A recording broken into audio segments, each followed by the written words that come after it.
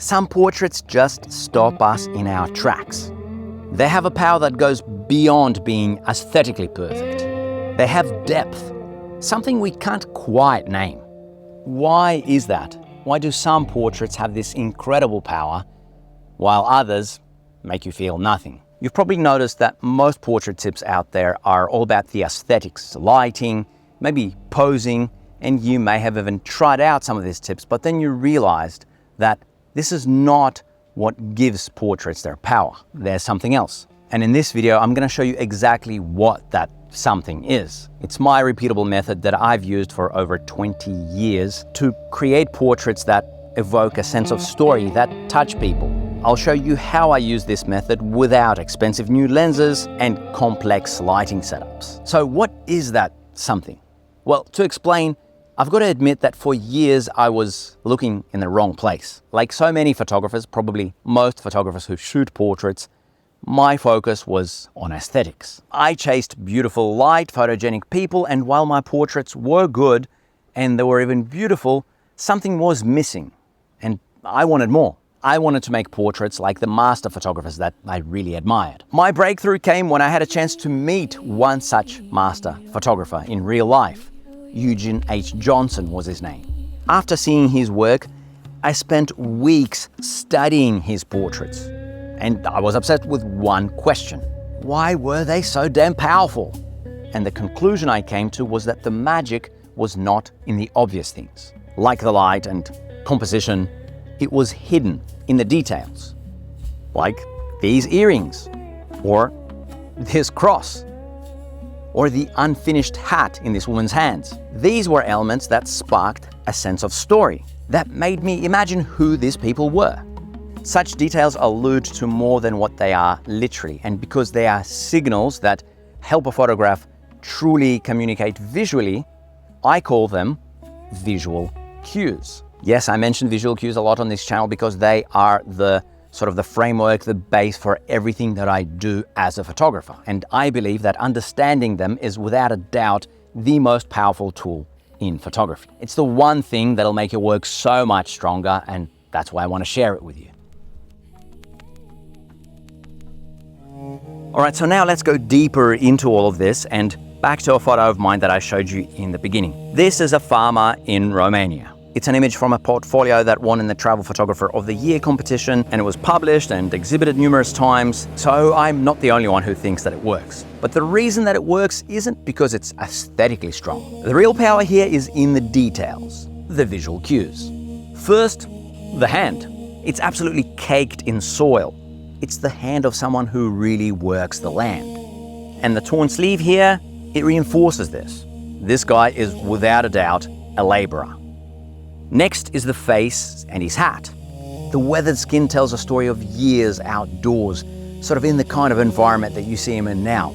The hat hints at local culture, and maybe there's even a bit of his personal sense of fashion here too. The horses and the plow tell us that he works manually, without any machinery, and these visual cues speak volumes about his life, not one of modernity and tractors and all kinds of technologies. And finally, the atmosphere. The fog, the damp soil, the muted colors. You can almost feel the cold air because this is a sensory visual cue. Now, all of these visual cues work together to create a powerful image. But what happens, hypothetically, if we start pulling them away one by one? Well, we're actually going to do that with the help of AI. First, his hat. Remove it, and a layer of culture and personal style is gone.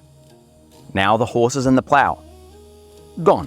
Suddenly, he's no longer a farmer, is he? He's just a guy in a field. The entire context of his work is lost. The soil on his hand. Let's clean it. And now the last hint of labor is gone. And how about the worn, torn clothes? Replace them with a new jumper, and the narrative I had before collapses. Finally, the atmosphere. Take away the fog, and the mood evaporates like the fog. So we've gone from this to this. Same man, same face, but a completely different portrait. This strong sense of story and atmosphere are gone. I think that the lesson here is undeniable. While some portraits are all about the person or the face, this one really proves how crucial context can be, especially if you're trying to really evoke a sense of story with your portrait.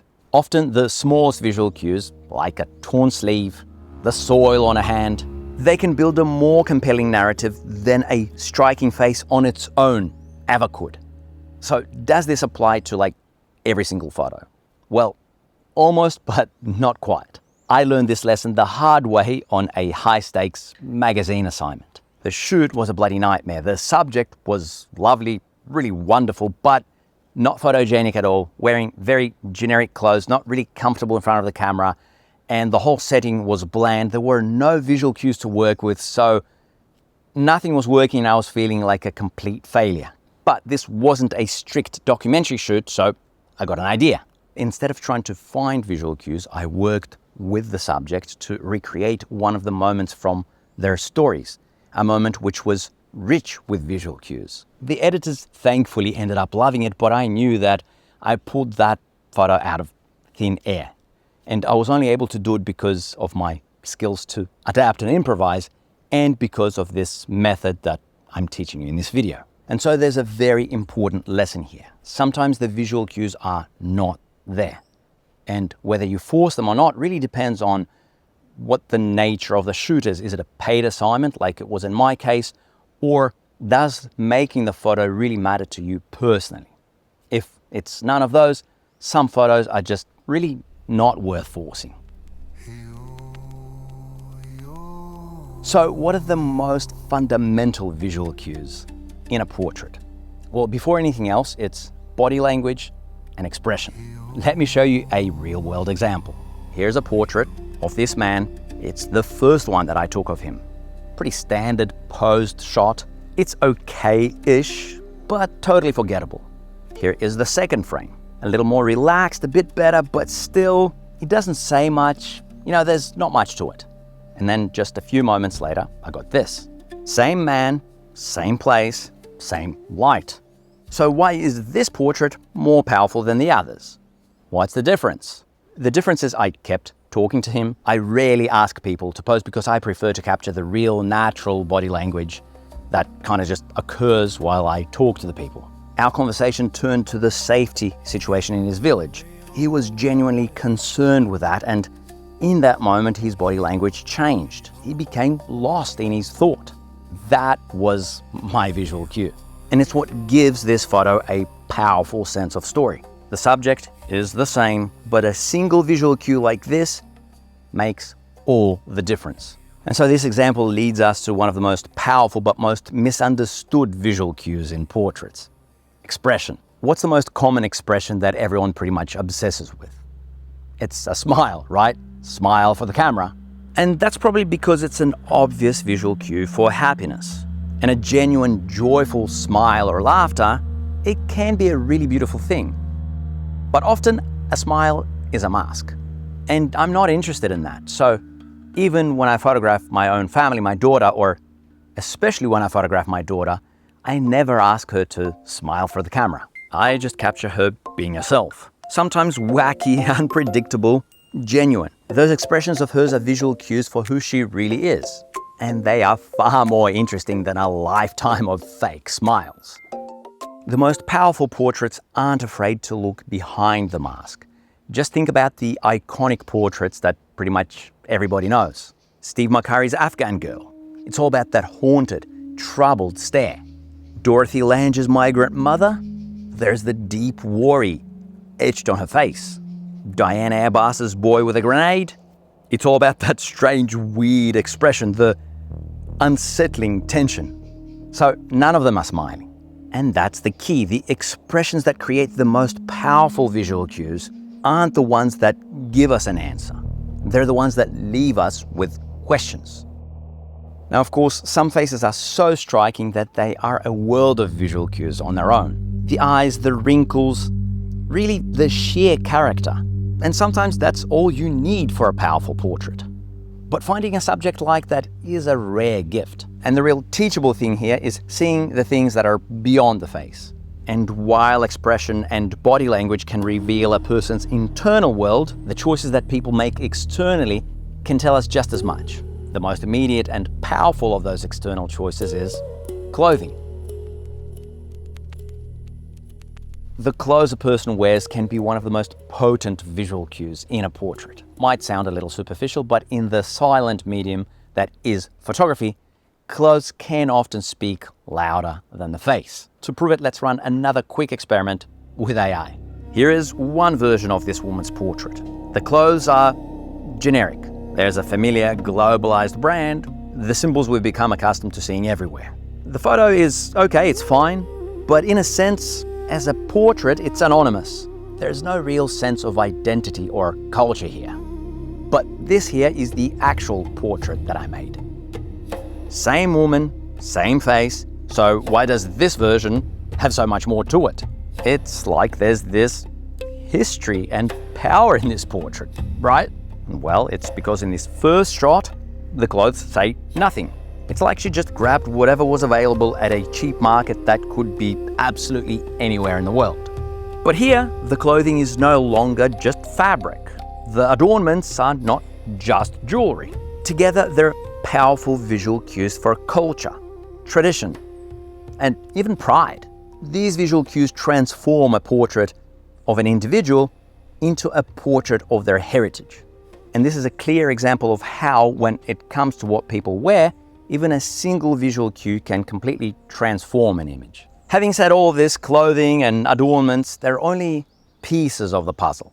The environment a person is in, the context, is a whole other crucial layer that is full of potential visual cues. This is the heart of what's called, of course, the environmental portrait, where the world around the person, the elements around the person are just as important as the person themselves. Let me show you a perfect example. I made this portrait in Armenia. This guy is a roadside fish seller near Lake Sevan. So one of the first things you notice here is the environment. This vast open field with the horses in the distance, but the main character of this environment, besides the man, is the car. Yes, this beaten up, patched up, old Lada. Now you might be thinking, it's just a car, but is it? I know I'm really using AI a lot, but it's for educational purposes, so let's use it again to replace the old Lada with a generic Toyota. And now the entire sense of story vanishes, doesn't it? The Lada is a powerful visual cue. It tells us about a specific time and place, about resourcefulness, about history. The new car, it's just transportation. The Lada is a biography. There's so much that we can imagine behind it. So that's the power of context as a visual cue. But context is only half the story in this photo. The other half is the man himself. We've talked about traditional clothing, but his clothes tell a different kind of story, one of pure character. That shiny silver shirt, the sunglasses, it looked like he was part of a disco night. The man's got some swag, but just how much of it is tied to his clothes? Well, let's swap that striking silver shirt for a grey one. And just like that, the swag's gone because the key visual cue that represents it is gone. No disco night feel, and not quite as much character now. So this is how a great environmental portrait is built. It's a conversation between a person and the world around them. The environment provides the context, the clothes provide the character, and together they create a portrait that truly communicates visually. So now you have the framework. You have a new way of seeing portraits that goes beyond the surface. But knowing the theory is one thing. Putting it into practice is the next step. It's when you're looking at your own photo and trying to figure everything out that the real questions begin. Did I actually capture the right visual cues? Are they strong enough? Am I missing something that might be hidden in plain sight? Don't worry, that uncertainty is a natural part of the process. I get these questions all the time, but I cannot be over everybody's shoulder, looking and telling them what they did well and what they didn't. So I think I found the next best solution. It's an AI tool that I call the Visual Cues Coach. I poured my entire 20-year process into it so that you can upload one of your photos and get instant practical feedback. The coach will identify the strongest visual cues in your image. it'll analyze their effectiveness, and it'll give you clear suggestions on how to make your photo even more powerful. There's a link below. You can try the Visual Cues Coach out for free. It is the fastest way that I know of how you can actually turn visual cues into a practical skill that you can use with confidence. So how do you turn all of this into practice? Well, the goal is to turn this way of seeing into a habit. So the next time that you raise your camera, do this. Before anything, I want you to look beyond the aesthetics. So for body language and expression. Next, analyze the context. Like, what can a beaten up old larder or horses with a plow in a field add to the sense of story? Then think about the clothing. Does it signal culture, character, or simply practicality? And finally, hunt for the small details. The weathered hand, the torn sleeve. These are the small, often underrated visual cues that can really elevate a portrait from good to unforgettable. For me, this process is now automatic. It's a habit that not only gives me a higher chance of getting something special, it also tells me when the ingredients aren't there and when I shouldn't waste my time. But here's the most important takeaway of all. This isn't just about portraits. Visual cues are the prism through which I see all of photography. Because once you start seeing them everywhere, you'll realize that photography itself is not what you thought it was. And that's exactly where we're going with this next video on the screen right now.